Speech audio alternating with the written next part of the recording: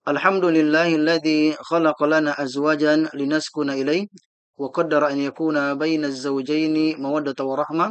Wassalatu wassalam ala sayyidil khalq wa habibil haq Muhammadin sallallahu alaihi wasallam khairi zawjin wa khairi abin wa khairi jaddin wa ala alihi wa sahbihi ajma'ina wa ba'd.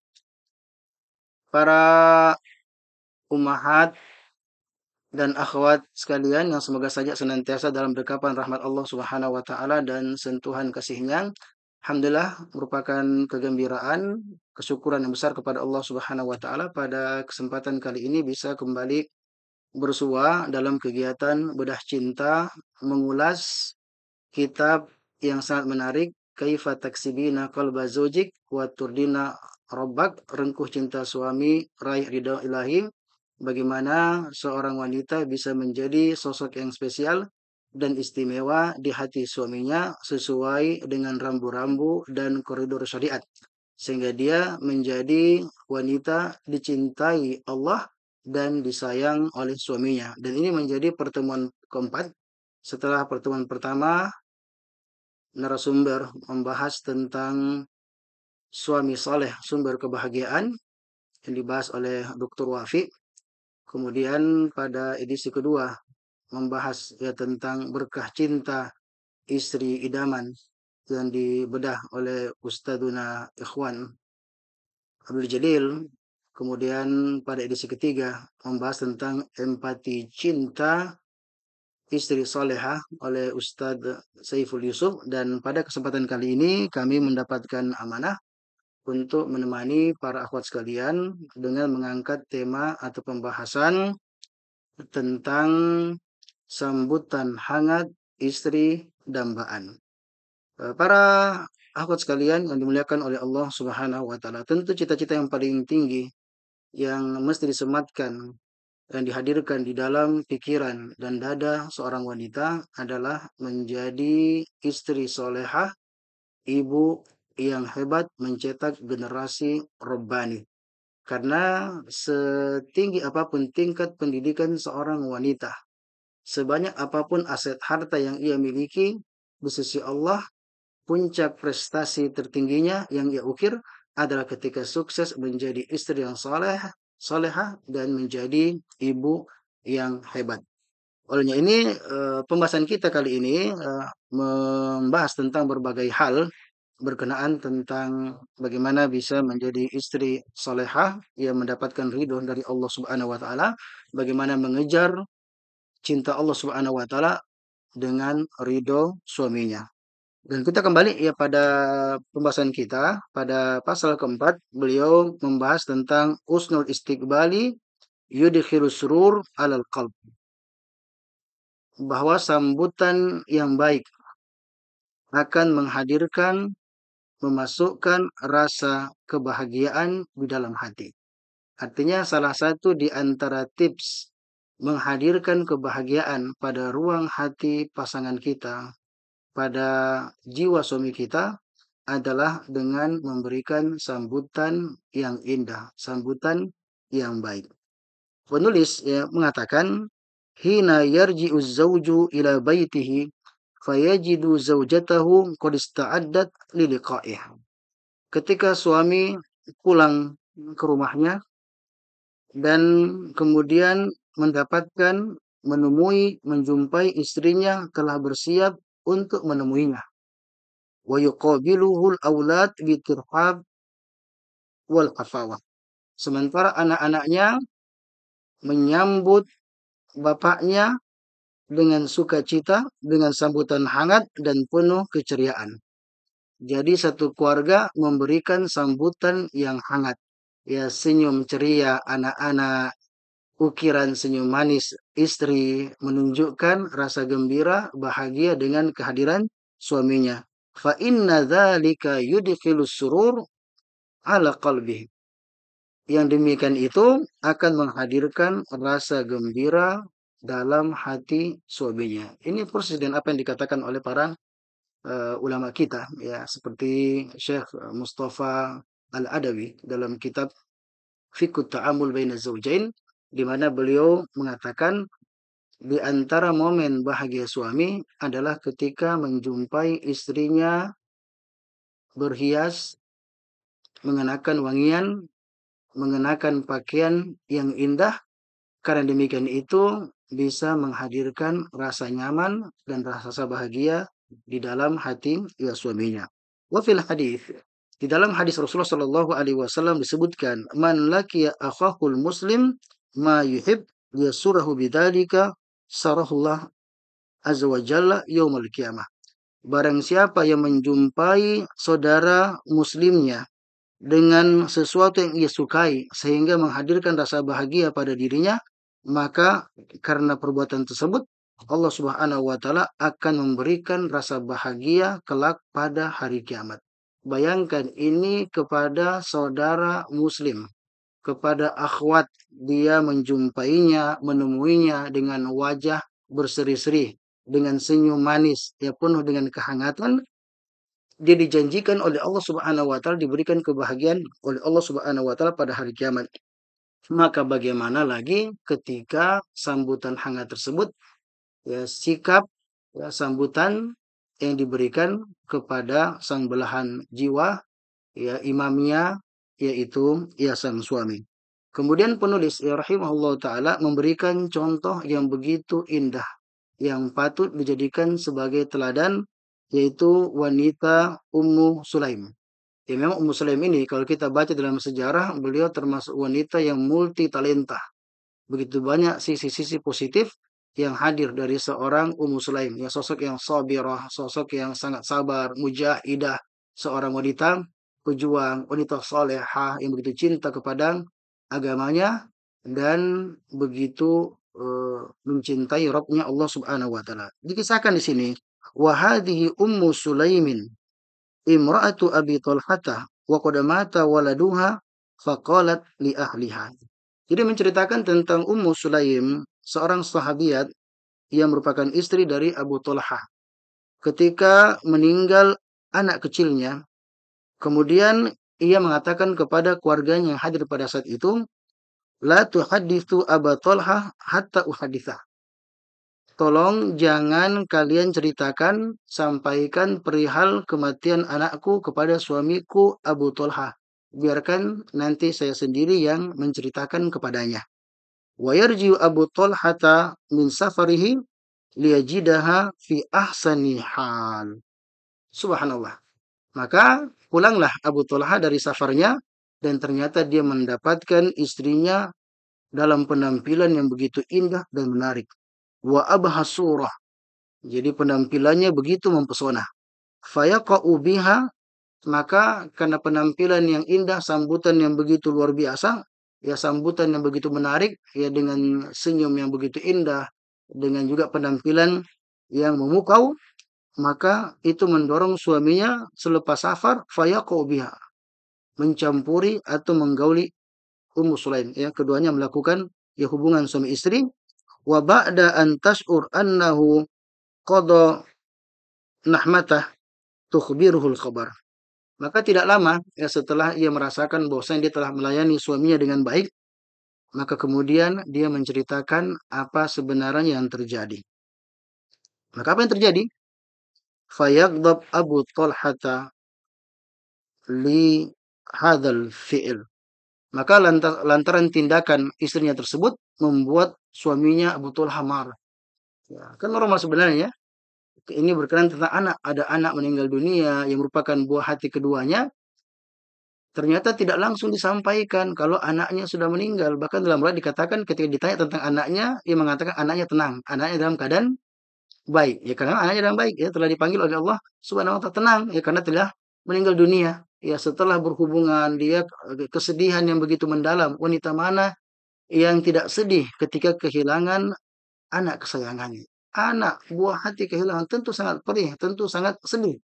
Akan tetapi dia tidak ingin menyambut suaminya dengan sambutan yang buruk, maka akhirnya dia berusaha untuk melawan apa yang ada pada dirinya. Ini pentingnya manajemen perasaan. Ya perasaan yang tidak nyaman, perasaan yang sedih, dia kendalikan, kemudian bagaimana dia tampil menarik, ya kemudian membuat ya suaminya melakukan hubungan ya suami istri dan kemudian akhirnya ketika disampaikan membuat suaminya pun marah. Sehingga mengadu kepada ya Rasul sallallahu alaihi wasallam. Wa yadhhab liyastaqiya li Rasulillah sallallahu alaihi wasallam. Maka kemudian dia mengadu kepada Rasulullah sallallahu alaihi wasallam terhadap tindakan istrinya. Fayukir Mustafa soni'aha.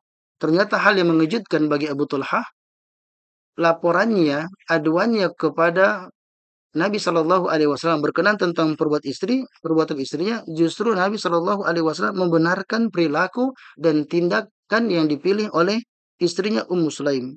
Wa yaqulu di Abi Talha, setelah menenangkan mengatakan kepada Abu Talha, Barakallah lakuma fi ghabir lailatikuma. Nah, ini sebelumnya dia tanya, apakah semalam engkau telah mencampuri istrimu? Maka ia mengatakan iya.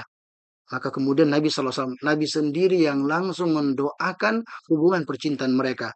Semoga Allah memberikan keberkahan kepada kalian berdua terhadap apa yang terjadi pada malam kalian berdua. Jadi artinya apa?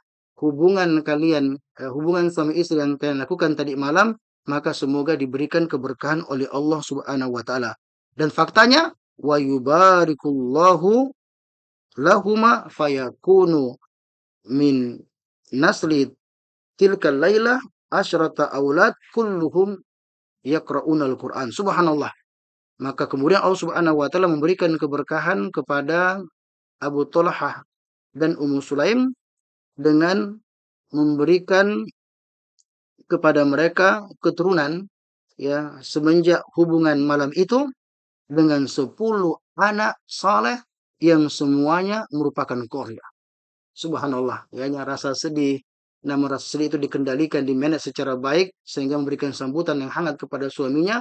Kemudian perbuatan itu malah dipuji habis-habisan oleh Nabi SAW dan dibenarkan dan didoakan oleh Rasulullah SAW dan berkah dari perbuatan baik tersebut sampai Allah Subhanahu Wa Taala memberikan anugerah yang begitu besar ketika memiliki anak yang banyak dan semuanya menjadi anak yang hebat.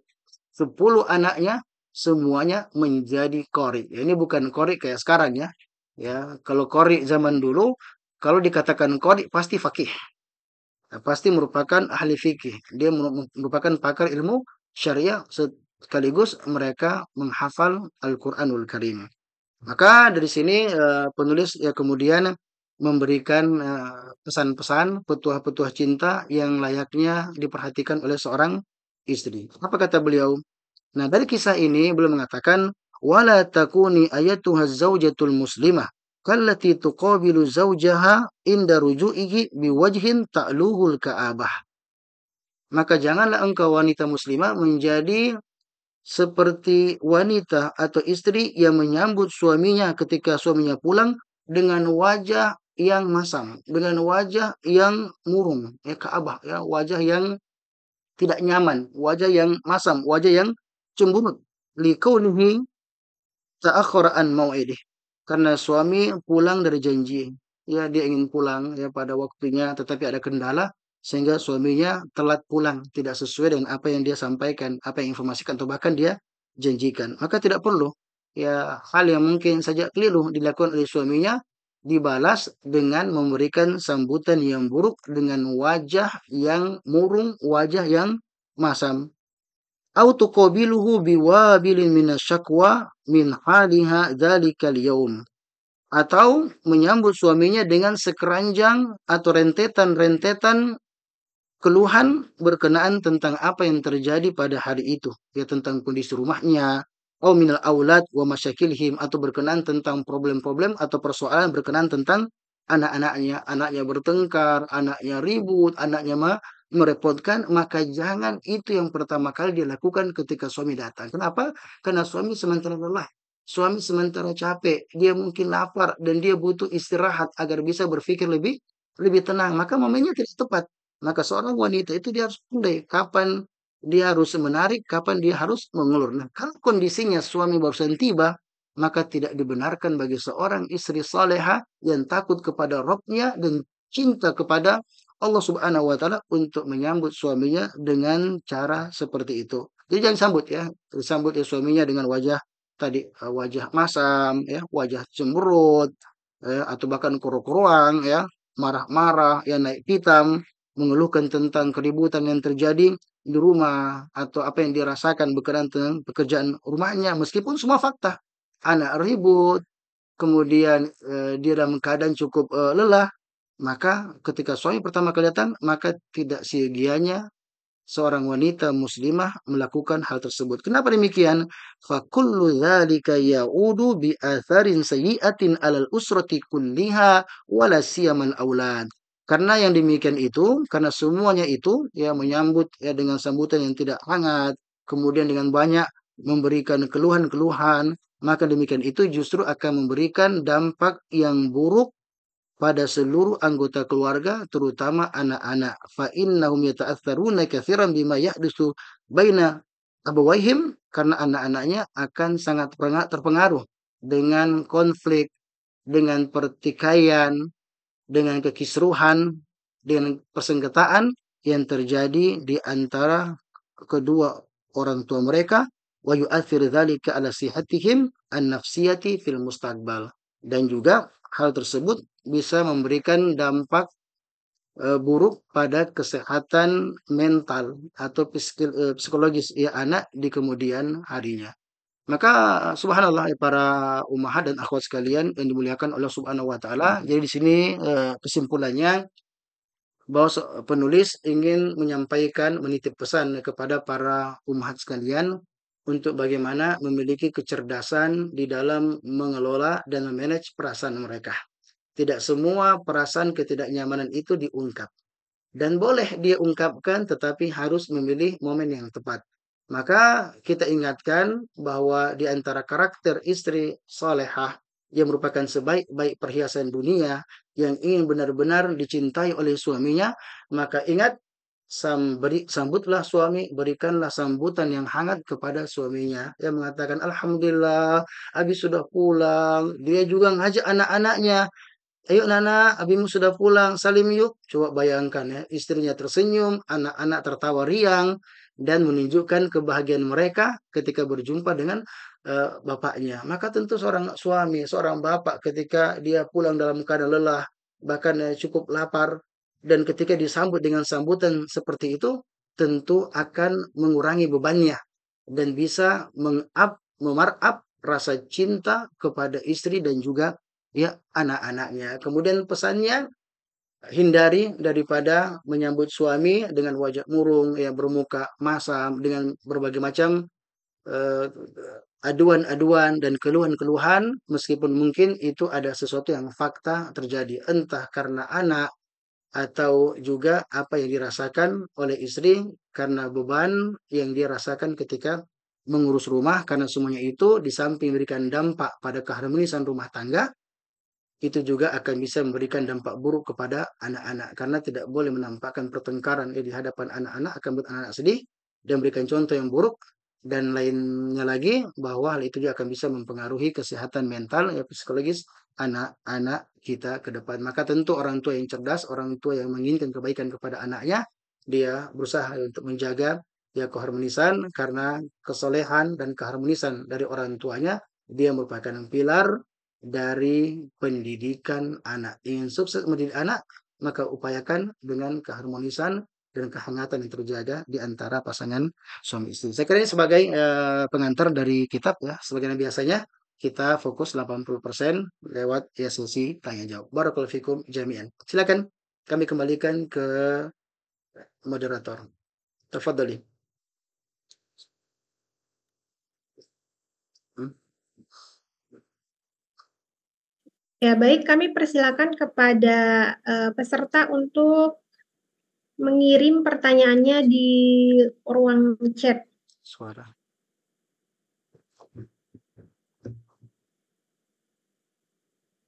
Atau ada yang langsung bisa bertanya ya, Ustadz? Iya.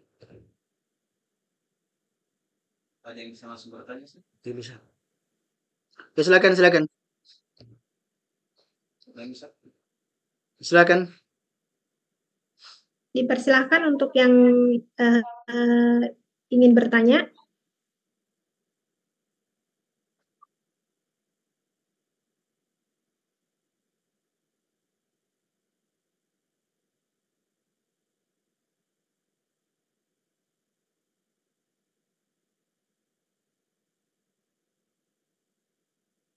Mungkin ada yang ingin bertanya secara langsung, bisa membuka mic-nya.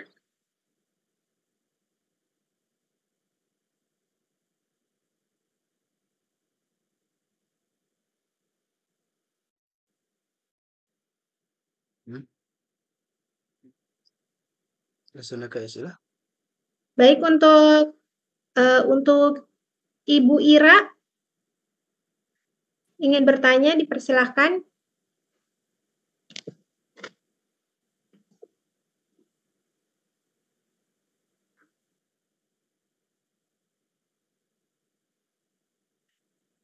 Ini ada pertanyaan di kolom chat, Ustadz. Afwan, Kak, apa wajib menyampaikan trauma di masa lalu kepada pasien?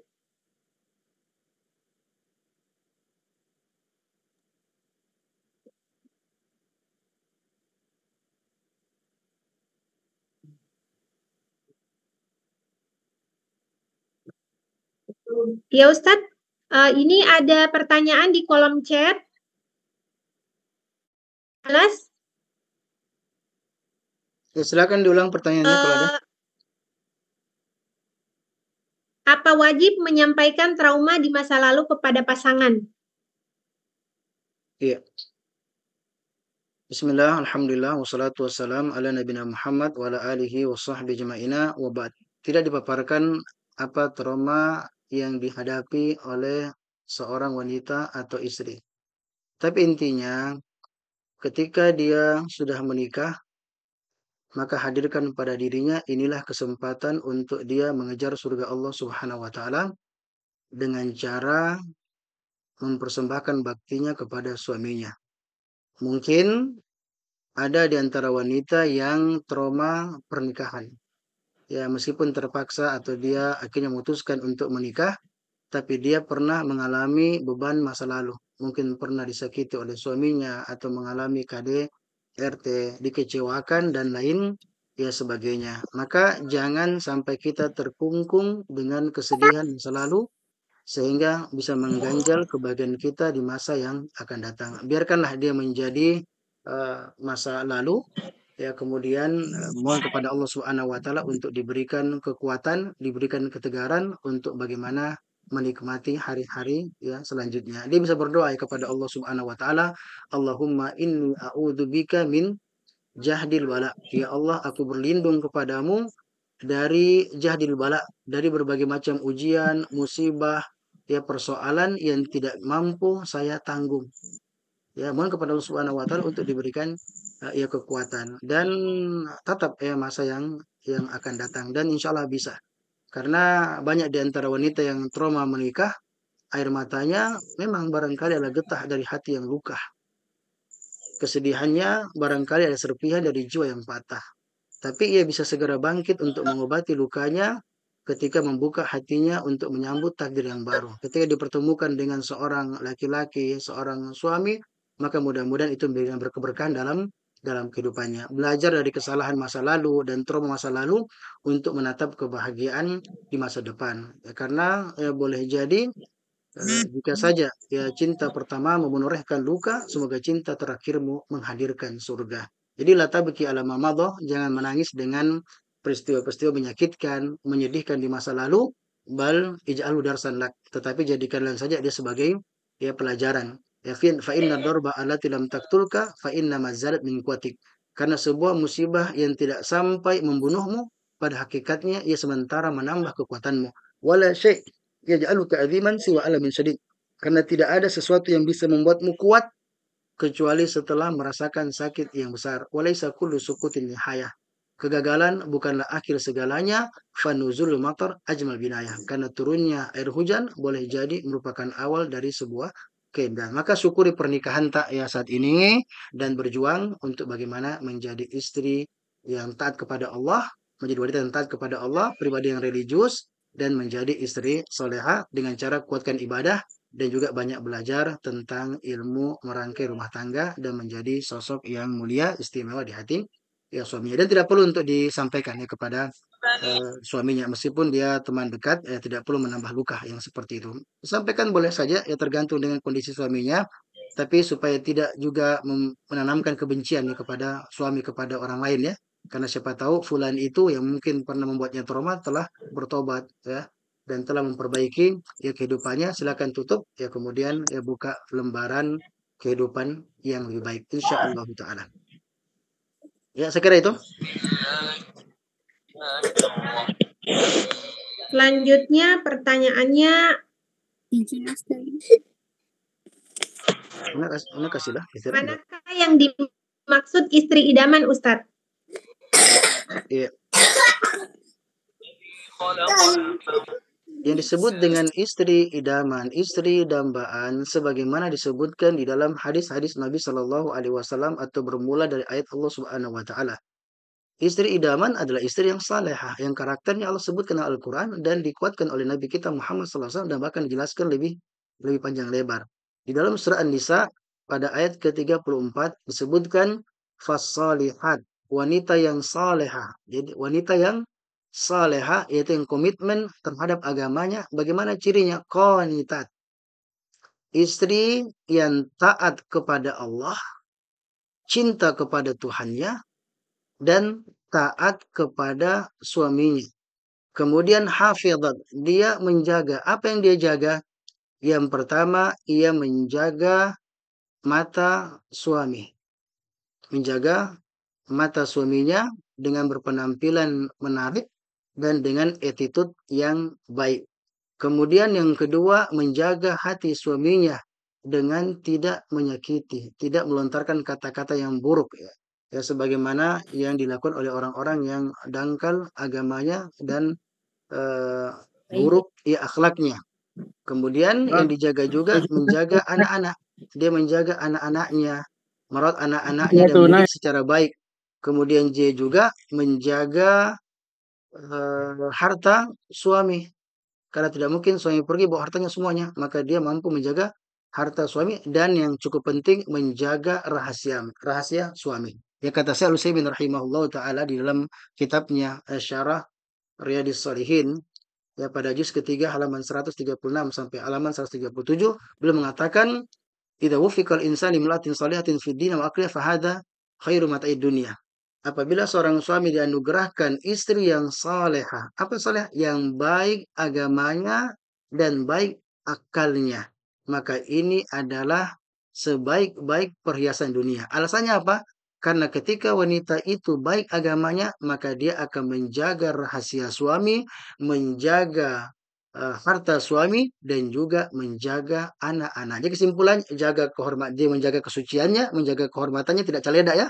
Dia jaga kehormatannya, dia jaga harta suaminya, dia jaga anak suaminya, menjaga anak-anaknya, dan juga menjaga rahasia dan tidak boleh dia bongkar. Dan semua tidak akan terjadi bimahfirullah kecuali karena penjagaan dari Allah Subhanahu wa taala. Maka itu sekelumit daripada ciri wanita yang solehah ya. Intinya dia taat kepada Allah, taat kepada suami, kemudian mampu menjaga hak-hak suami, baik dari menjaga kesuciannya, menjaga harta suami, menjaga rahasia suami, dan juga menjaga anak-anaknya. Dan sebagaimana kata Nabi Shallallahu Alaihi Wasallam, ayun nisa khair, bagaimanakah perempuan yang baik itu? Kata Nabi Shallallahu Alaihi Wasallam, tasuru idha nadar, ketika dilihat menyenangkan, wa tutiu idha amr, dan taat kepadanya ketika diperintahkan, wala tukhalifuhu fima yakrah, dan dia tidak melakukan terhadap dirinya apa yang tidak menyenangkan dan membuat suaminya tidak suka. Maka selamat berjuang untuk menjadi istri yang solehah. Barakallahu fikum jami'an.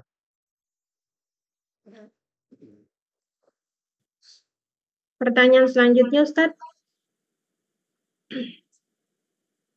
apakah berdosa jika kita mengingat kebaikan suami yang pertama yang sudah meninggal kemudian membandingkan kebaikan beliau dengan suami yang sekarang? Iya. Jadi boleh.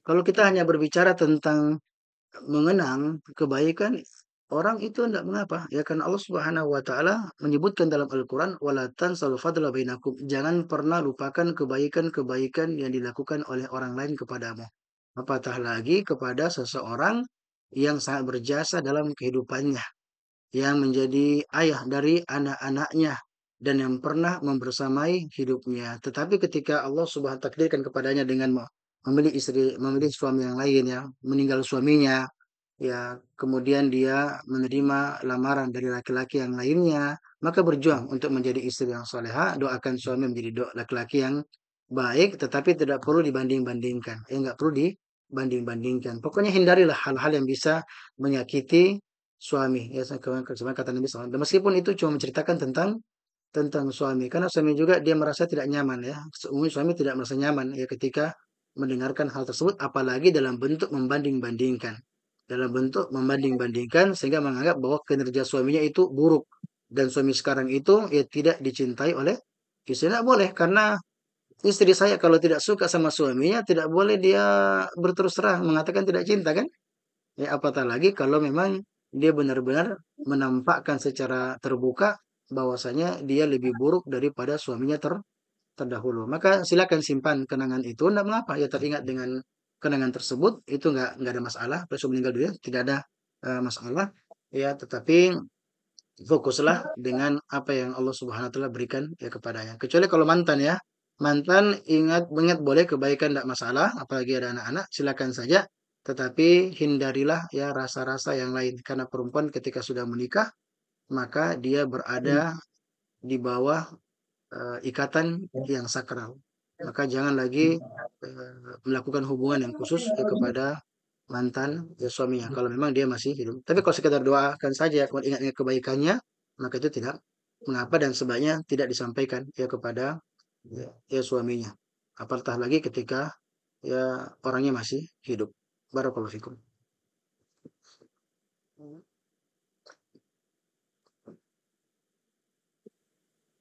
Ya, Pertanyaan selanjutnya, qabla kulli bagaimana syai' qabla hukumnya? kulli syai' al-as'ila katsiran la.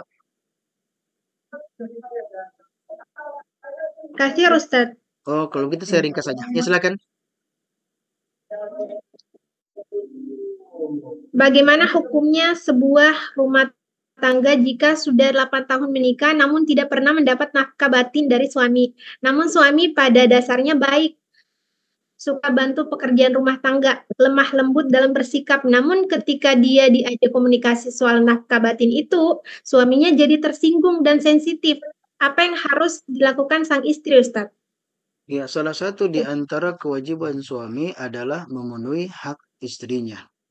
Meskipun dia orangnya lembut, dia orangnya baik ya, karakternya dianggap dia suka tersenyum ya, memberikan ya nafkah lahir ya kepada istrinya, tetapi tentu ketika seorang laki-laki memutuskan menikah, maka dia perlu bertakwa kepada Allah Subhanahu wa taala. Fattaqullah fin nisa, disebutkan dalam hadis Muslim nomor 1118. Bertakwalah kalian kepada istri-istri kalian, fa innakum akhudtumuhunna bi kalimatillah wastahlaltum furujahunna bi kalimatillah. Karena itu bagian dari amanah yang karena pernikahan dilegalkan bagi kalian untuk menikmati kemaluan istri-istri ya kalian. Dan nafkah biologis itu termasuk hak utama istri. Itulah tujuan menikah, untuk menjaga kehormatan istri dan istri berhak untuk menuntutnya. Ya, bahkan disebutkan ya, jangankan tidak pernah diberikan ya, diberikan saja tapi ternyata tidak memberikan kepuasan kepada istrinya, maka istrinya bisa melapor di pengadilan ya, kepada imam sebagaimana disebutkan ya, di dalam perkataannya para ulama kita seperti Ibnu Mulakin dalam kitab At-Tawdil li Syarhil Jami' As-Sahih ya pada juz ke-27 halaman 653 bahwasanya diperbolehkan bagi seorang istri mengadukan suaminya ke imam, ke pengadilan. Karena apa? Biqillatil wata', karena kurangnya nafkah batin yang diberikan oleh suaminya. Itu kurang ya, dirasa kurang.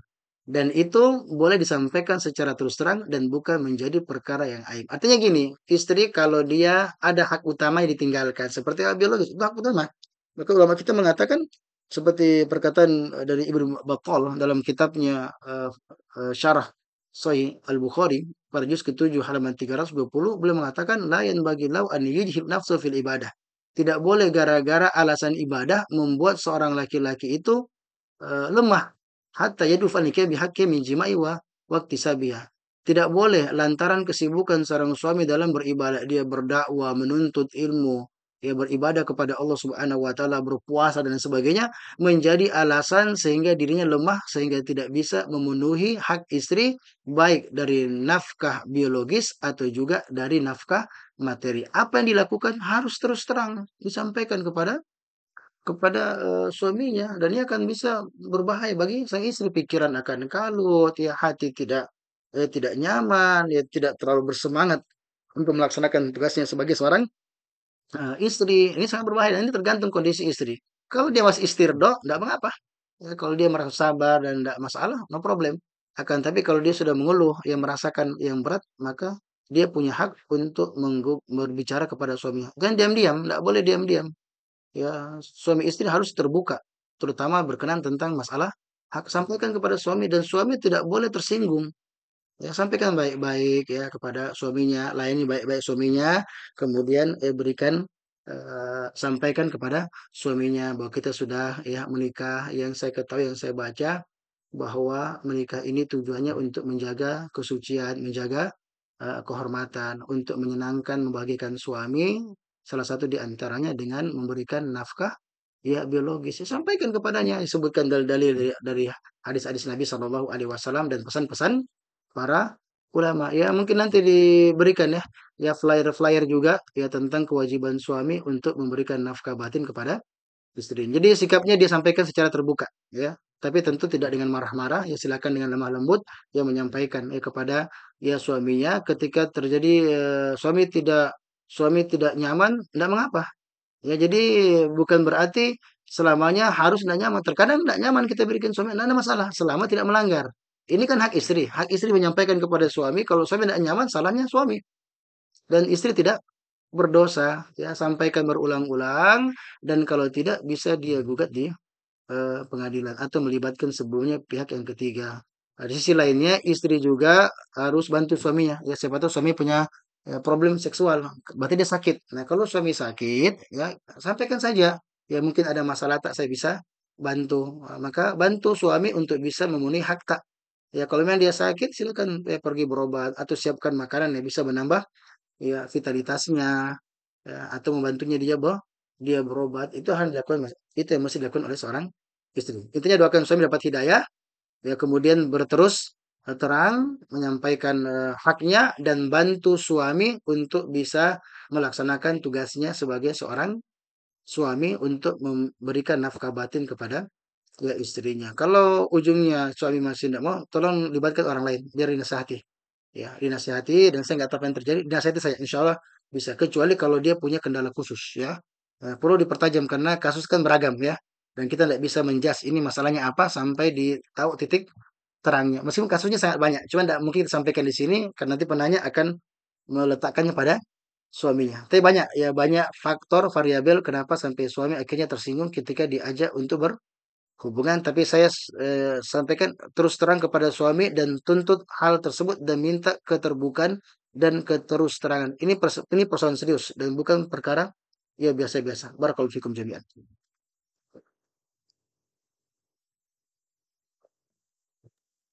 Pertanyaan selanjutnya, Ustadz, pernah saya mendengar kalau tentang hadis ketika wanita menjaga sholat, puasa, menjaga kehormatan, dan taat pada suaminya, maka masuk surga dari pintu mana saja.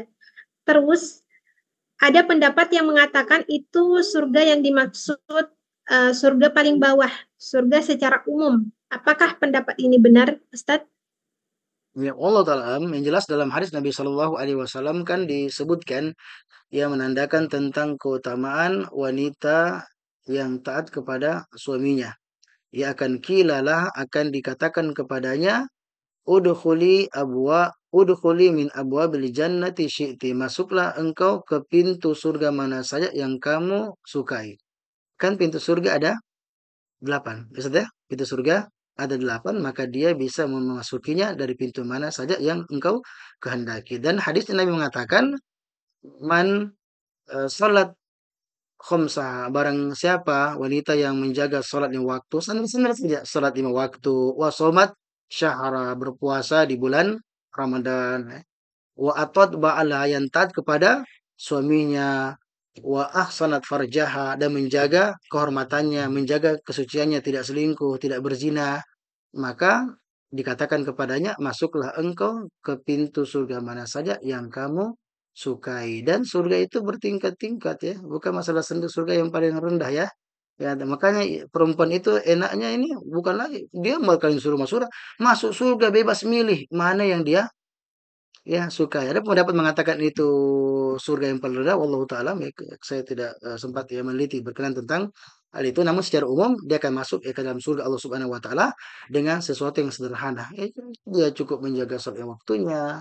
Artinya hal-hal yang wajib dia bisa penuhi saja, maksudnya hal-hal yang wajib dia bisa laksanakan. Kemudian taat kepada suaminya, dia tidak selingkuh, maka dia akan masuk ke dalam ya surga Allah Subhanahu Wa Taala. Apatah lagi ketika dia tambah dengan amalan-amalan yang lainnya. Artinya apa? Sebenarnya Allah telah berikan kesempatan, kemudahan kepada para wanita untuk masuk ke dalam surga. Mereka tidak diwajibkan untuk berjihad ya di jalan Allah Subhanahu wa taala untuk menumpahkan darah, tetapi cukup dengan berkhidmat kepada suaminya, membantu suami untuk urusan dunia dan akhirat, maka pada saat itu mereka berhak untuk masuk ke dalam surga Allah Subhanahu wa taala. Barakallahu fikum jami'an. Ya, Ya, selanjutnya Ustadz. iya.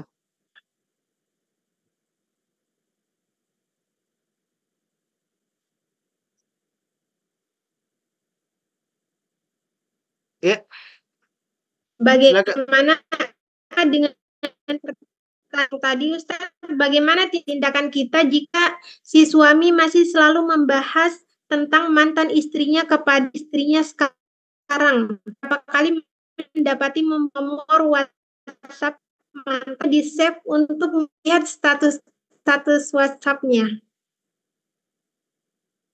Di sana ada orang yang ingin menghapus kenangan.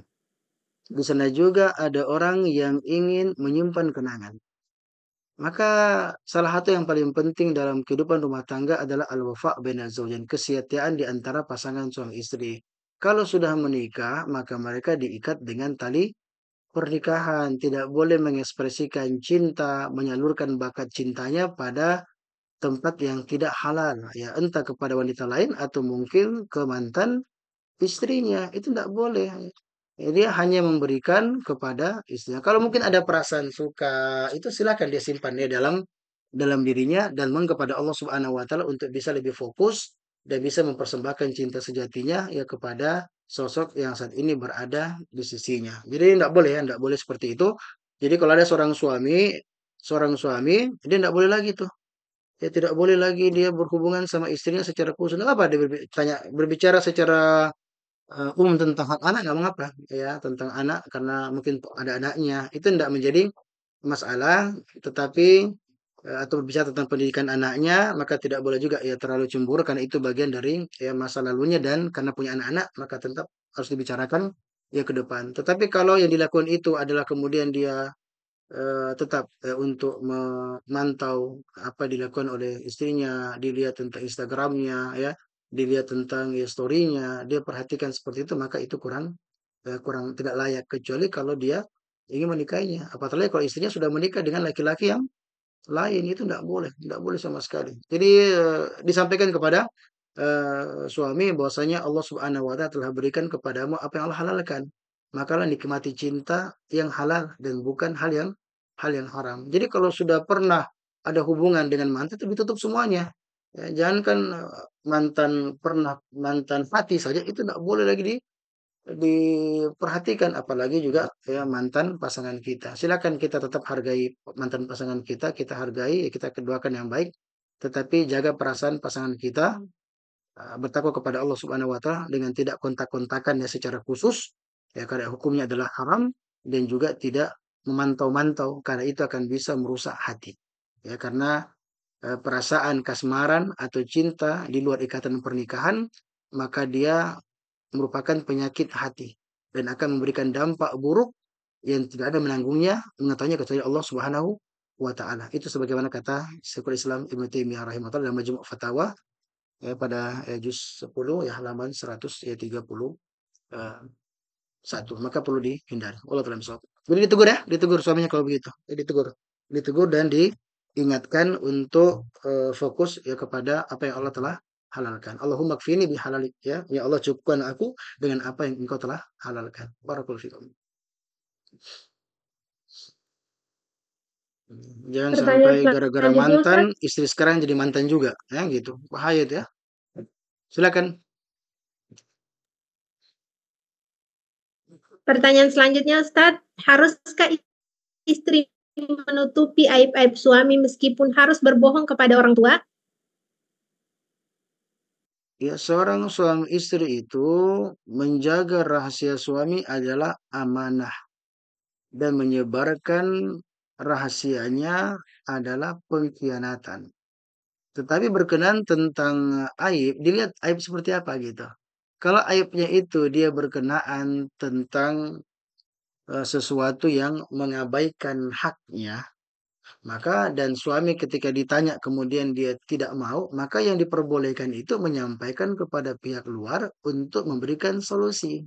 Boleh untuk istifta, dia keluar untuk minta fatwa atau diberikan menjadi hakam, mencari orang luar dari pihak keluarganya untuk menjadi hakam, menjadi hakim dan minta juga suaminya untuk mencari hakim untuk menyelesaikan konflik persoalan yang terjadi di antara mereka. Maka yang seperti ini boleh, yang tidak boleh langsung ada masalah di Facebook ya, ada masalah kemudian disebarkan di medsos. Itu tidak diperbolehkan atau menyampaikan kepada anggota keluarganya langsung. Itu tidak boleh. Asalnya rumah tangga itu dijaga, dirahasiakan. Bahkan berkenaan tentang aib suami. Karena kapan disampaikan keluar, kemudian suaminya bertobat, suaminya berubah, maka orang-orang juga akan menganggap buruk ya hubungan di antara kalian. Olehnya itu, tolong jangan menjadi wanita PNS, penggosip nomor satu. Ya, jangan seperti itu. Apatah lagi ini berkenaan tentang ya suaminya. Jadi secara prinsip ya aib suami, kesalahan suami, kekurangan suami itu perlu untuk dia rahasiakan. Tapi kalau kezaliman atau ada hak yang tidak terpenuhi, maka dia lewat pihak yang benar. Ya, kalau bentuknya minta fatwa atau ke pengadilan atau mencari hakim dari pihaknya untuk menyelesaikan masalah, maka hukum seperti itu boleh. Itu boleh. Tapi kalau cuma sebar-sebar saja ke anggota keluarga, maka itu tidak ya bolehkan. Kalau ada konflik, selesaikanlah secara bersama-sama karena tidaklah terjadi masalah dalam keluarga kecuali yang pertama karena dosa. Maka banyak bertobat, beristighfar kepada Allah Subhanahu wa taala. Ya sebagaimana hadis Nabi Shallallahu alaihi wasallam, "Ma tawada isnani fillahi tsumma furiqa bainahuma illa bidzanbin yuhditsu ahaduhuma." Tidaklah pertengkaran ya bahkan perceraian yang terjadi antara suami istri melainkan disebabkan karena dosa yang dilakukan oleh salah satu di antara keduanya. Kalau suaminya berdosa, suaminya keliru, berikan nasihat kepada suami, doakan suami untuk mendapatkan hidayah dan petunjuk.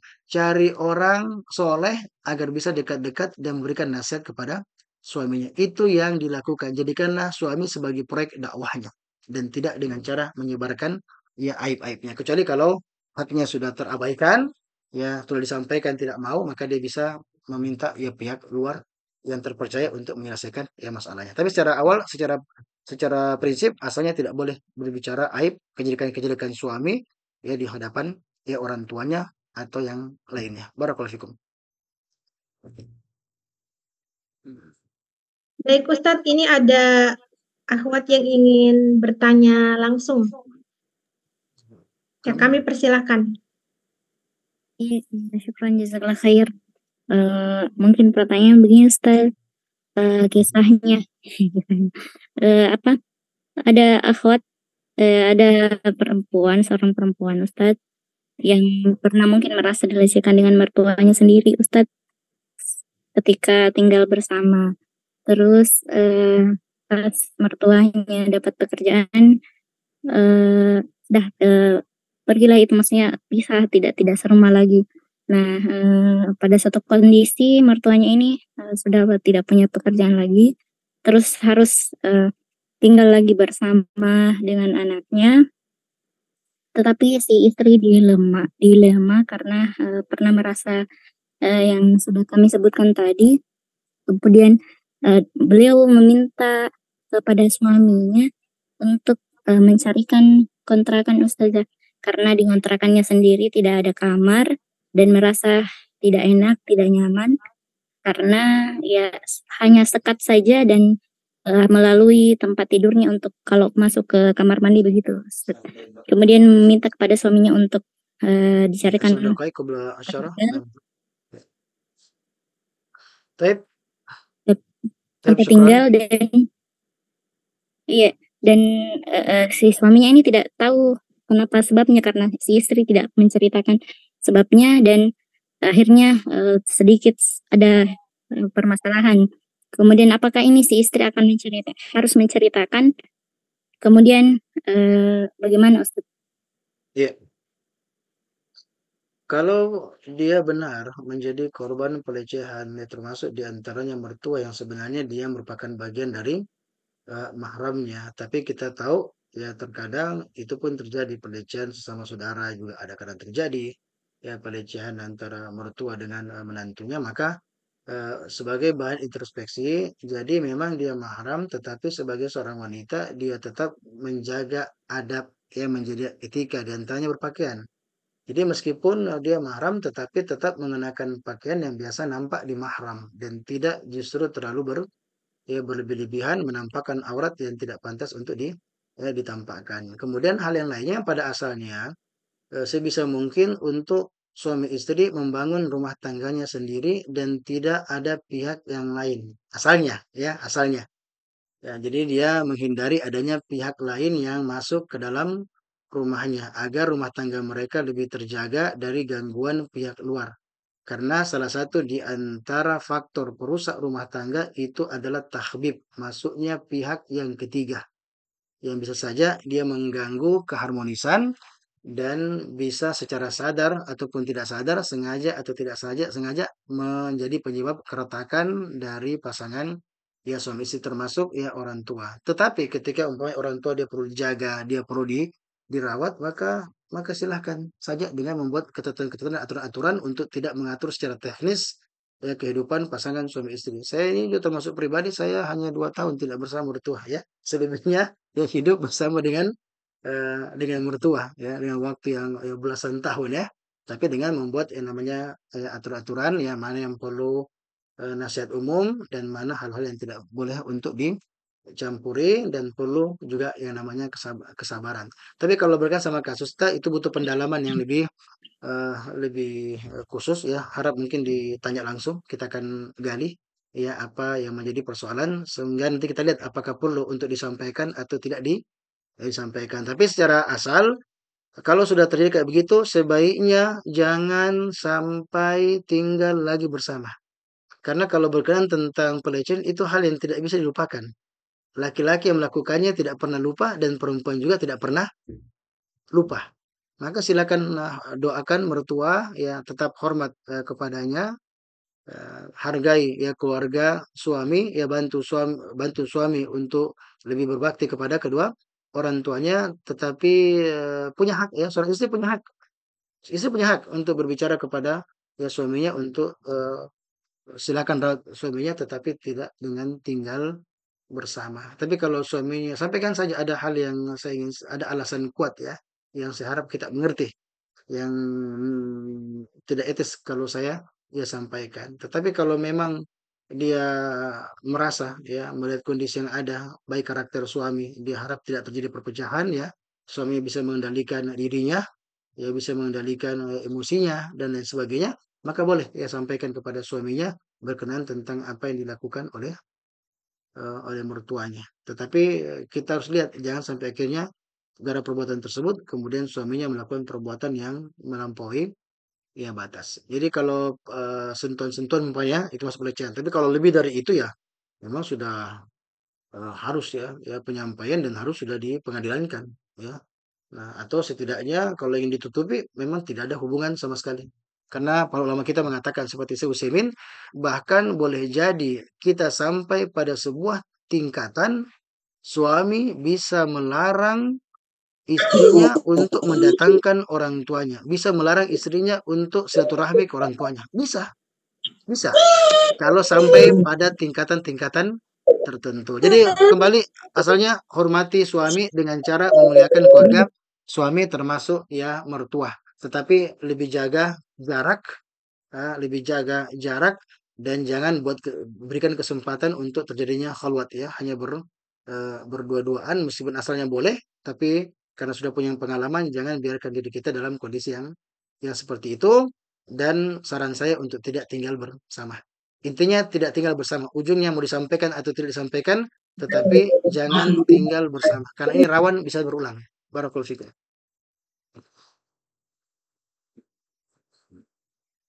Ya, silakan. Ya, pertanyaan selanjutnya Ustadz. Jika Masih seorang banyak ya? istri Masih sedang banyak, Ustaz? haid dan syahwat, Oh, ya silakan singkat ya. Bisa digabungkan pertanyaan-pertanyaan karena waktu sempit ya. Silakan. jika seorang istri sedang haid dan syahwatnya sedang memuncah, bagaimana melampiaskan dengan benar? Bolehkah alat suami ditempelkan atau digesekkan tanpa masuk? Iya. Jadi tentu sebagian perempuan meskipun dalam keadaan haid tidak menjadi penghalang untuk bergejolak ya syahwatnya. Yang tidak boleh dilakukan disepakati oleh para ulama kita adanya penetrasi atau melakukan persenggamaan sebagaimana dalam surat Al-Baqarah ayat 223. Ya, tidak diperbolehkan nisa hukum arsulakum fa'atu arsakum disebutkan bahwasanya yas'alunaka 'anil mahid qul huwa adzan fa'tazilun nisa fil mahid. Jadi karena istri lagi sementara haid maka tidak boleh menggauli istri ketika dia sementara dalam keadaan haid. Ini fix yang pertama, tidak boleh adanya persenggamaan. Hanya saya para ulama kita berbeda apa yang boleh dilakukan suami terhadap istrinya ketika sementara haid ya. Sebagian besar ulama kita mengatakan diperbolehkan untuk bersenang-senang, mereka bermesraan, mereka bercumbu antara pusar dengan lutut. Jadi diperbolehkan untuk menikmati tubuh yang ada di atas pusarnya dan apa yang dibawa lututnya. Dan sebagian ulama kita mengatakan isna'u kulla syai'illan nikah. Lakukan apa saja terhadap istrimu kecuali melakukan persenggamaan. Maka kalau kita pakai pendapat ya sebagian para ulama kita yakin selama dia yakin tidak terjadi persenggamaan maka boleh dengan beragam cara. Boleh ya seorang suami ya bersenang-senang kepada istrinya karena saat dengan menyentuh bidrah dengan apa klitorisnya yang merupakan bagian sensitif eh, istri, maka itu boleh dilakukan. Atau perempuan yang mengenakan kain, ya kemudian ya, seorang suaminya melakukan sentuhan-sentuhan entah dengan tangannya atau bahkan dengan ya kemaluannya ya pada bagian atas kemaluannya, bagian-bagian titik-titik ya rangsang istrinya, maka itu diperbolehkan selama tidak terjadi ya penetrasi. Dan ini pendapat yang saya pilih dengan catatan dia aman tidak sampai terjadi penetrasi pada eh, tempat kotoran yaitu di kemaluan. Wallahu taala alam ya bisawab. Kesimpulannya boleh ya selama tidak terjadi persenggamaan menurut ya, pendapat yang terpilih. Tapi kalau jumhur tidak diperbolehkan, hanya boleh bersenang-senang di antara perut sampai dengan lutut. Tapi bermesraan boleh, ya bermesraan boleh. Tapi kalau kita sampai pendapat tadi itu perbolehkan, silakan. Ya laki-laki itu menyentuh kemaluan ya istrinya ya pada bagian sensitifnya pada bidrohnya tersebut ya pada klitorisnya sampai istri sampai pada tingkatan ya kepuasan. Itu tidak mengapa. Barakallahu fikum. Ya, ya kaidahnya kembali sebagaimana dikemukakan dalam kitab ya Fathul Muin halaman 482 walahu kullu tamattu minha diperbolehkan bagi laki-laki untuk menikmati istrinya dengan beragam cara siwa halakati duburiha selain melakukan penetrasi pada dubur dan tentu ketika melakukan penetrasi pada bagian farj istrinya. Kalau dalam so. Ya, next. Silakan. Selanjutnya Ustadz, bagaimana mengatasi suami yang pelit? Ya, nanti kita punya bahasan khusus ya tentang suami saya bakhil, suami saya pelit. Apa yang mesti saya lakukan? Ya, ada pembahasannya dalam pasal yang lainnya. Tapi intinya bahwasanya kita lihat karena terkadang istri menuduh suaminya pelit, tapi sebenarnya dia yang memaksa suaminya atau meminta dari suami di luar dari kemampuan suaminya. Tapi kalau faktanya suami itu adalah orang yang pelit, maka berarti dia telah meletakkan dirinya pada jurang bahaya.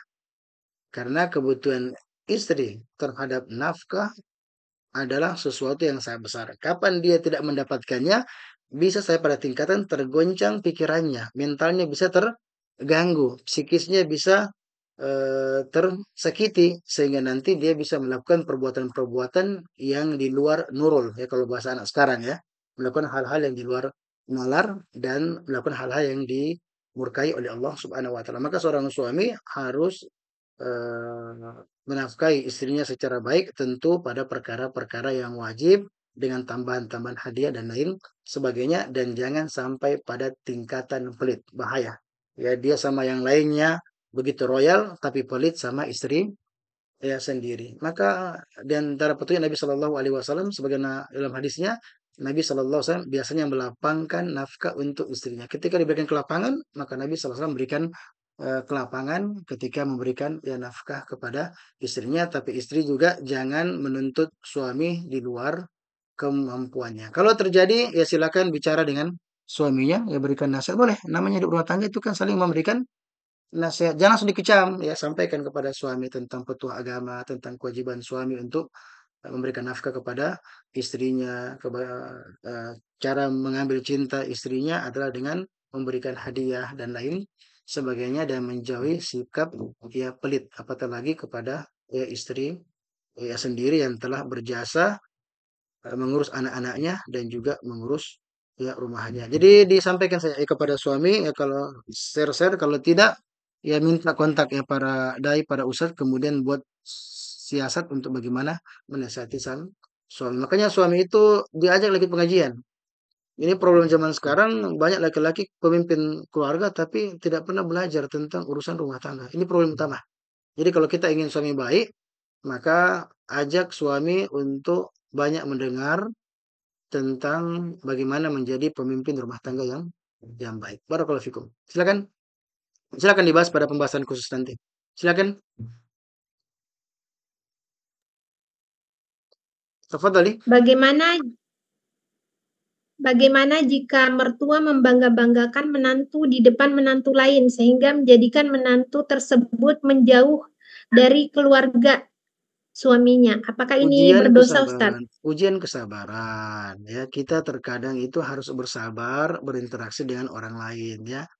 Ya ada mungkin kita mendapatkan perlakuan yang buruk dari tetangga, mendengar hal yang tidak menyenangkan, atau juga mungkin dari mertua. Yang kita lakukan adalah bersabar dengan sikap-sikap yang seperti itu, tetap tunjukkan bakti kita, ya bantu suami untuk berbakti kepada kedua orang tuanya. Boleh suami menyampaikan kepada ibunya ya untuk menjaga perasaan. Boleh saja ketika suami menyampaikannya. Tapi terkadang kita hanya bisa memilih untuk banyak-banyak bersabar. Maka jangan kita terpengaruh dengan komentar dari orang yang lainnya. Jangan sampai komentar orang lain merusak diri kita. Kalau memang itu benar, kita perbaiki diri kita. Kalau tidak, mudah-mudahan Allah berikan petunjuk, berikan hidayah kepada suami. Jangan perbanyak mencari musuh, apalagi dengan keluarga ya suami. Karena wanita yang saleh itu disebutkan dalam hadis Nabi Shallallahu Alaihi Wasallam, tu'inuk ala amri dinik wa dunya. Ciri wanita yang berkah, yang salehah, yang membantu suaminya baik dalam urusan agama dan urusan dunia. Nah, salah satu di antara perintah agama berbakti kepada kedua orang tua. Maka istri harus berjuang untuk membantu suaminya semakin berbakti kepada kedua orang tuanya. Di antara baktinya adalah menggenggam tangan orang tuanya untuk bagaimana bisa semakin dekat kepada Allah Subhanahu wa taala. Boleh nasihati orang tuanya boleh, tentu dengan cara-cara yang menjaga ya kesantunan. Tapi kalau belum bisa kita sabar saja ya. Jangan kita terlalu baper dan hal-hal yang seperti ini, makanya perlu banyak ibadah. Ibadah itu akan membentuk banyak kekuatan. Salah satu di antaranya kekuatan emosional, kekuatan mental sehingga kita bisa bersabar dari berbagai macam hal-hal yang tidak menyenangkan. Itulah ujian kehidupan yang perlu untuk kita ya hadapi. Barakallahu fikum. Ya, Selanjutnya, Ustadz, bagaimana menghadapi suami yang belum mendapatkan hidayah?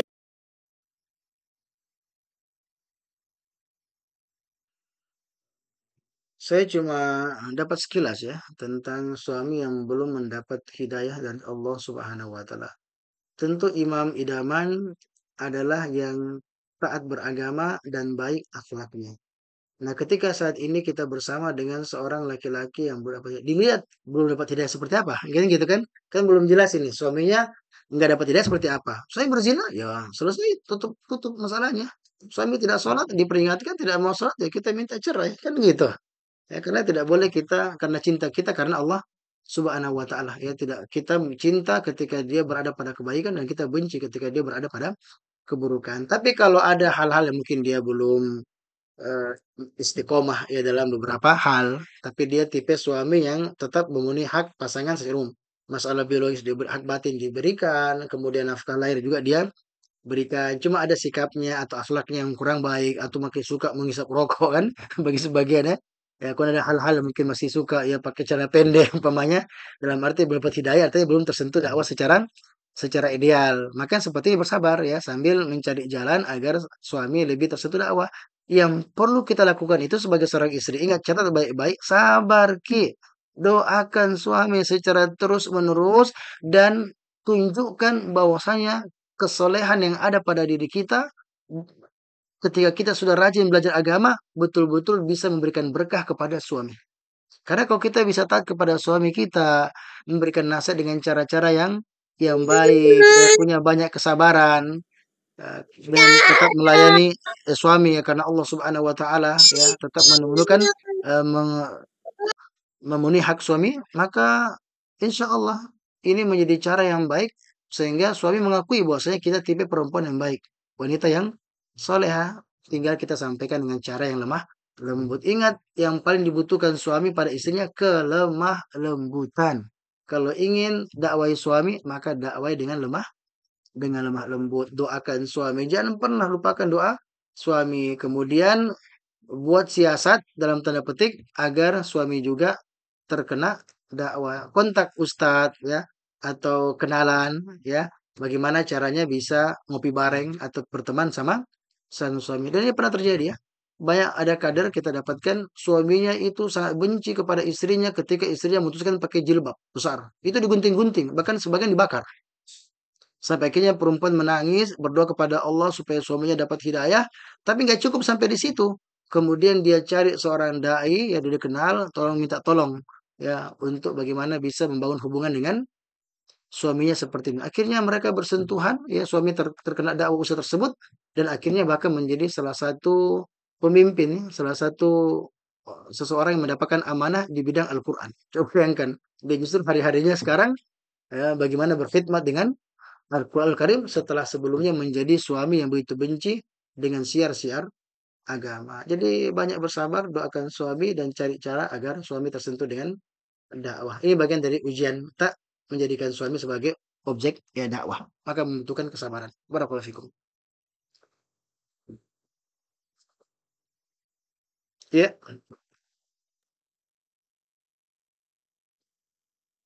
Ya, apakah masih bisa beberapa pertanyaan lagi, Ustadz, atau langsung ya. kuis? Waktu kita sampai jam berapa? Jam 10 ya. Iya, Ya, Ustadz. silakan mungkin dua pertanyaan lagi. Dua pertanyaan lagi dan iktidar dengan pertanyaan yang belum terjawab mungkin bisa dikirimkan nanti di grup ya. Pertanyaan-pertanyaannya di grup ya Sakinah Community. Silakan mungkin ada dua pertanyaan sebelum kita masuk pada kuis. Ya maksimal sampai jam 10. Barakallahu fikum. Ya, ini Silakan. pertanyaannya, Ustadz, tentang yang istri yang tidak mendapat nafkah batin, tapi dia bertahan karena anak. Butuh pendalaman. Intinya gini, kapan dia tidak diberikan nafkah batin, maka dia harus konfirmasi kepada suaminya. Dia harus meminta kepada suaminya untuk memberikan nafkah kepada dirinya dan itu bukan perkara yang aib. Silakan disampaikan terbuka, terus terang, apalagi pada perkara yang utama. Karena ketika suami tidak memberikan nafkah batin, hukumnya berdosa. Suami yang tidak mencampuri istrinya, sementara mencampuri istrinya, memberikan nafkah batin, maka hukumnya berdosa. Karena wajib, jangankan mencampuri, memuaskan juga wajib. Wa ala nisbi imratu wat'an, kata Imam Ibnu Qayyim, wajib bagi suami ketika berhubungan dengan istrinya memberikan kepuasan kepada istrinya. Apatah lagi kalau sampai benar-benar tidak memberikan nafkah menggauli istrinya. Intinya disampaikan ya, dia suami marah-marah mau bagaimana silakan disampaikan. Adapun dia memilih untuk lepas tergantung dirinya. Boleh, boleh. Karena kan perempuan butuh kesucian diri.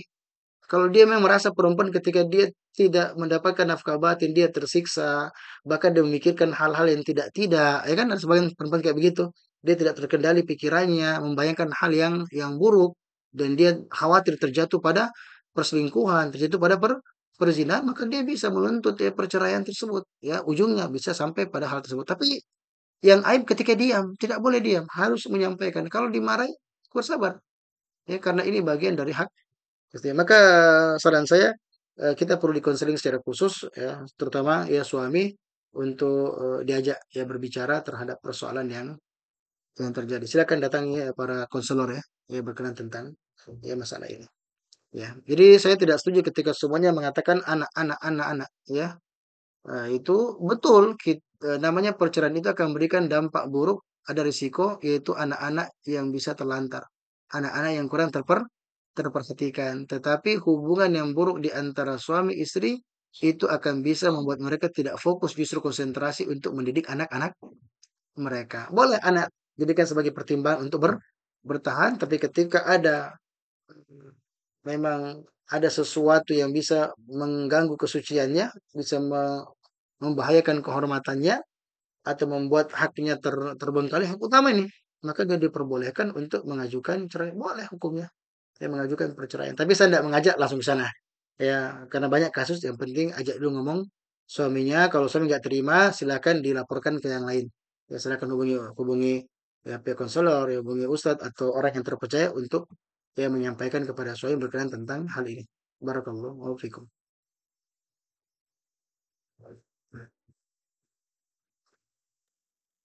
Satu pertanyaan lagi ya Ustadz ya. Iya.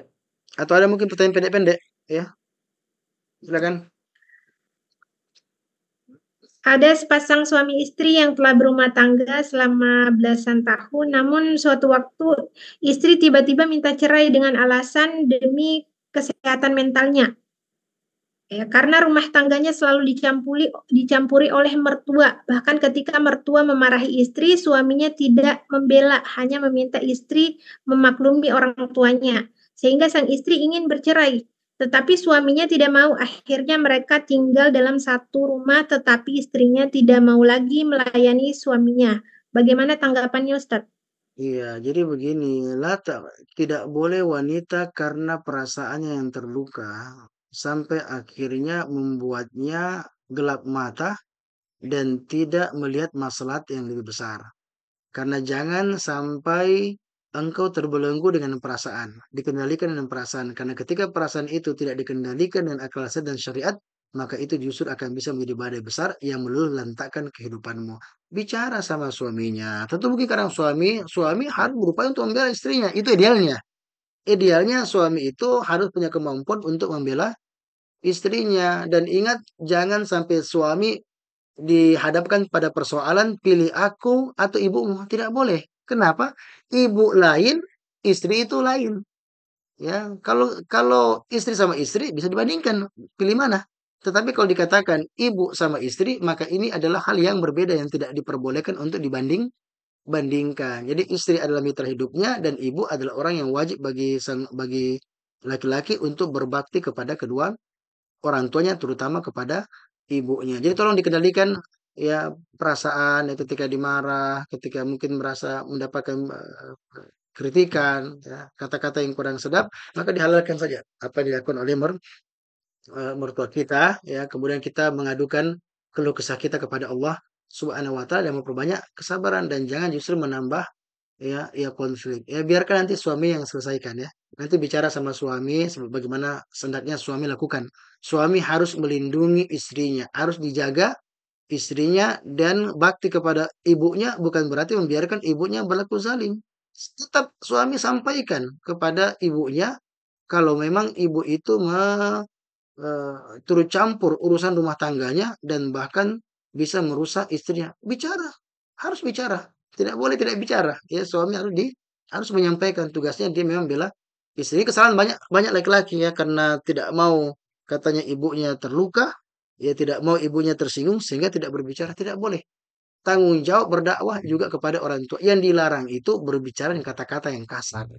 Yang dilarang itu ya berbicara dengan umpatan-umpatan tidak. Tapi kalau dia dakwah dengan lemah lembut, menyampaikan kepada ibunya dan minta juga tolong biarkan kami mengurus rumah tangga kami ya sendiri, karena di antara etika berumah tangga bahwasanya biarkanlah mereka mengurus rumah tangga tanpa ada campur tangan dari pihak pihak luar. Jadi begitu begitu caranya untuk asalnya hidup rukun dengan mertua, tidak mesti bersama.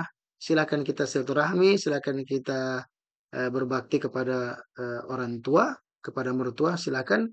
Tetapi untuk urusan rumah tangga kita, maka biarkanlah kita mengurus sendiri dan tidak membiarkan orang luar masuk dalam kehidupan rumah tangga. Karena Nabi mengatakan, "Laisa minna man khabbaba imra'atan min zawjiha." Bukan golongan kami, ya seseorang yang membuat istri tidak suka dengan suaminya.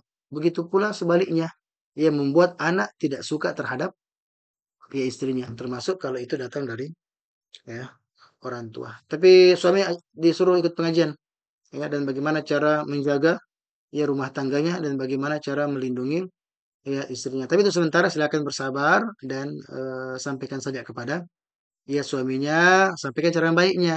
Jangan sampaikan dengan cara mengata-ngatai ibunya. Ya dengan menikam ibunya dari belakang, tidak, sakit sekali itu kalau anak justru istrinya suka tercinta kemudian menyakiti ibunya, tidak boleh. Tapi sampaikan saja sebagai bentuk bagaimana kira-kira solusi ya kalau karena ibumu terkadang kurang respon baik kepada saya ya. Suka Kak dimarahi, saya takut juga saya terpancing sehingga konflik akan terjadi. Maka silakan ya bicara dengan suami karena yang paling bisa menyelesaikan itu adalah suami. Adapun istri tetap tersenyum, ya tetap menunjukkan adab dan etika kepada mertuanya dan bersabar terhadap penyikapan mereka yang tidak menyenangkan. Yang semoga saya Allah Subhanahu wa taala memberikan kebaikan dan pahala dan memberikan hidayah kepada ya, sang mertua.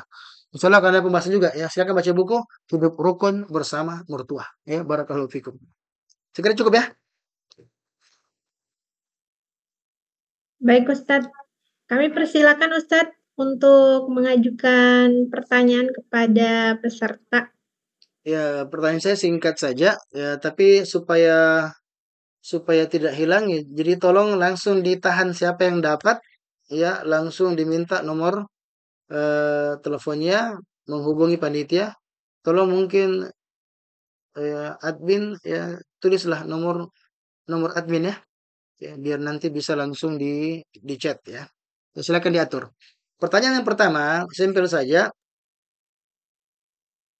Siapakah wanita yang menjadi profil yang menunjukkan tentang kesolehannya dengan memberikan sambutan terindah kepada suaminya meskipun dia berada pada kondisi yang meskipun dia dalam keadaan sedih. Ya, siapa wanita yang kita sebutkan dalam kitab tadi? Siapa namanya? Ada Mi? Ya. Jadi yang paling cepat dan benar. Ada Ustaz ya? Ya. Oke, silakan dibungkus ya. Karena waktu itu terbatas, maka pertanyaan gampang-gampang saja ya. Ada yang jawab selain. Oh, siapa? Siapa itu namanya Ustaz?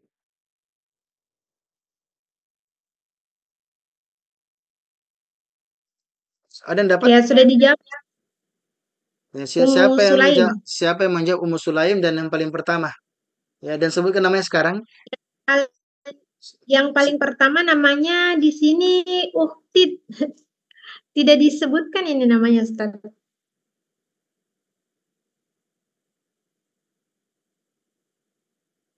Ya, silakan akunnya. Ya, siapa?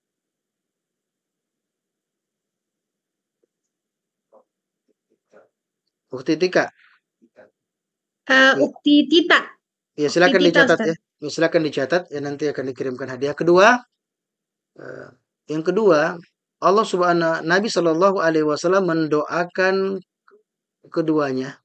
Yang endingnya Allah Subhanahu wa taala berikan anugerah kepada mereka dengan anak-anak yang menjadi qori. Pertanyaannya, berapa anak mereka?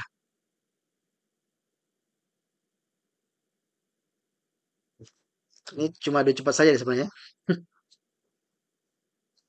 Udah dapat ya? Yang Umu Ahmad, Ustadz.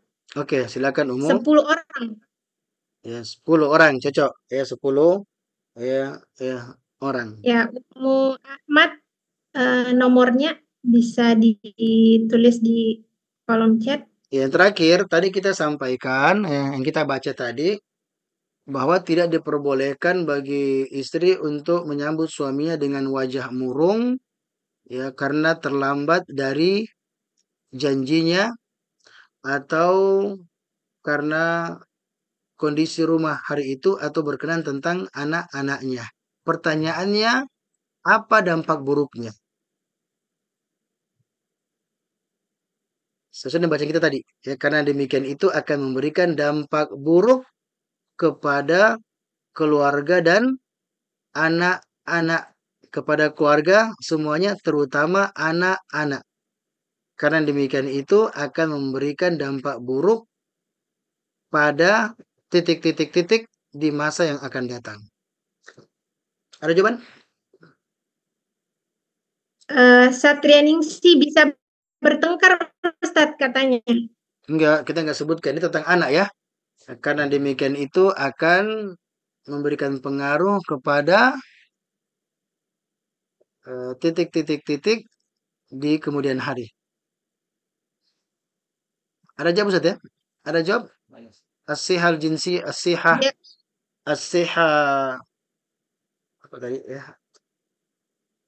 Jawabannya di sini, Ustadz, ada yang jawab perselisihan, ada yang jawab anak, kemudian ada yang menjawab membuat hati suami tidak baik-baik saja. Ya. Ya, yang benar itu akan mengganggu kesehatan mental. Ada jawaban gitu nggak? Mental, psikis? Ada? Ini Ya, mental Ustadz, anak. hati suami Ya, mental anak jadi yang tidak kita mood. itu benar, tapi kita bicara memberikan dampak buruk kepada keluarga, terutama anak. Karena pertengkaran terjadi antara kedua orang tuanya akan memberikan dampak buruk pada kesehatan mental. Ada nggak mental di situ? Mental atau psikologis? Anak-anak Mental dan anak-anak dia mental atau psikologi anak. Yang berarti mental. yang Ada lebih nggak mental mendekati anak? Ustadz, Mental anak. anak-anak biasa Yang jawab mental anak trauma, atau psikologi anak. Ada nggak? trauma anak. Mental anak ada Ustaz? Mental yang menang yang mental anak. Ada? Iya ada. Oke. Jadi sudah Trauma anak yang ada. mental anak. Siapa? Rilin Fitri. Ya silakan dikontak langsung. Itunya. Baik, syukron. Barakallahu fikum. Kami kembalikan ke MC untuk menutup acara. Barakallahu fikum jami'an. Ya, alhamdulillah, sampailah kita pada penghujung acara pada malam hari ini. Kami ucapkan jazakumullahu khairan kepada pemateri kita pada malam hari ini yang telah banyak memberi kita ilmu tentang rumah tangga, dan syukron jazakumullahu khairan kepada seluruh peserta yang telah hadir di ruang Zoom malam hari ini. Insyaallah kita nantikan lagi acara berikutnya tentang bedah cinta dan dari pemateri-pemateri yang luar biasa insyaallah. Ya, kemudian kami juga mengingatkan bahwa acara ini disponsori oleh Bongkar, Maca Herbal, Madu Al-Fahmi, Madu Ngorabil, The Odeng Jalkot, dan El Zaujah.